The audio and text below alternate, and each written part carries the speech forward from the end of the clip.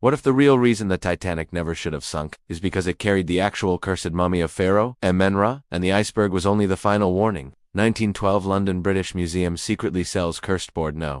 225 to an American billionaire. The 3,000-year-old mummy case of priestess Amun-Ra, the one that killed every previous owner within a year, they didn't ship it in cargo. They strapped it standing upright in first-class cabin 322, right next to the bridge. So, Captain Smith could personally guard the most valuable artifact in history. April 10th, Southampton for dock workers died carrying the coffin on board, all crushed by the same crate that fell by itself. April 11th, the ship's priest held a secret ceremony, tried to bless the sarcophagus lid the moment he touched it. His hand withered black on the spot. He jumped overboard that same night, April 14th to 11:40 p.m. Lookouts, Fleetwood, and Lee suddenly saw the iceberg, but both later swore under oath the ice wasn't white. It was shaped like a giant woman wearing a Nena's headdress screaming in ancient Egyptian. When the ship hit, the mummy case didn't move an inch while everything else smashed forward. Passengers in corridors swore they heard a woman singing in a language no one knew then. Every light on the ship turned blood red for exactly 22 seconds to 20 a.m. as Titanic sank. Survivors in lifeboat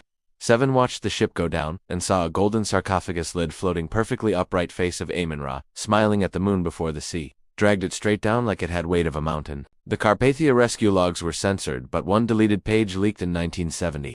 Object recovered from water, mummy case, 225, empty lid sealed from inside.